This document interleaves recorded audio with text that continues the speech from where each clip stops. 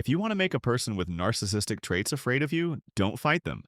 Become the one thing they can't control: calm. Nothing terrifies a manipulator more than someone they can't emotionally move. Every Christmas, there's one kind of person who tries to pull you into chaos. But what they don't expect is the kind of silence that doesn't retreat. It reveals. Christmas isn't a holiday, it's a magnifying glass. Every year, the same patterns show up at the dinner table. The person who turns conversations into competitions, the one who twists your words, the one who gives advice you never asked for, the one who feels offended by your breathing. People often say Christmas brings people together. But for some of us, Christmas actually exposes the emotional distance that was already there. Showing traits like manipulation, blame shifting, or grandiosity doesn't make someone clinical. It makes them human under pressure. Traits are behaviors, not diagnoses. This story isn't about labeling, it's about understanding a pattern and understanding yourself inside that pattern. A few years ago, I spent Christmas with someone who always made me feel like I had to earn my place in the room. Let's call them Jordan. Jordan had this way of making every conversation orbit around them. On Christmas Eve, I remember sitting at the table. The candles were lit. The music was soft. Everyone was exchanging stories. Then Jordan leaned forward and said loudly, "Why are you so quiet? Are you upset? Are you trying to ruin Christmas again?" Everyone looked at me, and inside my chest something broke, and instead of defending myself, I said softly, no, I'm just observing." Jordan froze, because for the first time I wasn't playing the role they assigned me. I was present, but not available for manipulation. Most people think being calm makes you look weak, but calmness is dominance without aggression.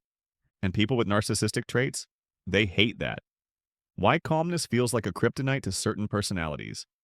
People think it's passive, but calmness is actually self-trust made visible. People with narcissistic traits rely on certain emotional patterns to feel in control. They create tension. You react. That reaction gives them power. But when you stop reacting, you remove the fuel. And that calmness, it forces them to meet themselves. Not the version of themselves they perform, but the one they avoid. That's why calm people are unsettling. Not because they're cold, but because they interrupt the emotional script others depend on. And nothing terrifies a controlling personality more than unpredictability. Traits are behaviors. Temporary, situational, sometimes unconscious. A disorder is fixed, rigid, and consistent in every environment.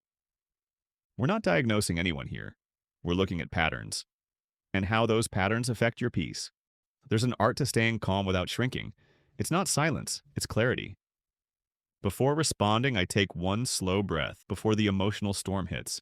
It's called anchored breathing. Just 4 seconds inhale plus 6 seconds exhale.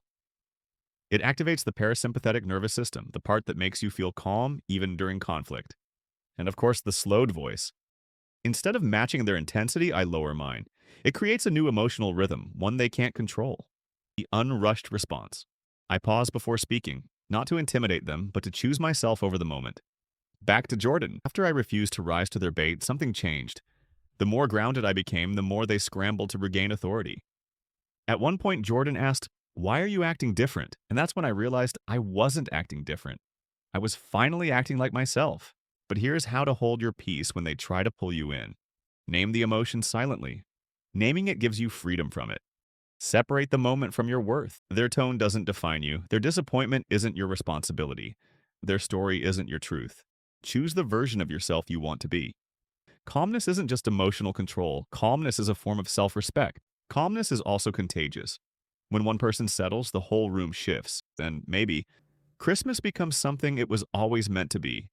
Not a test of who can dominate the energy, but a gathering where you can finally breathe.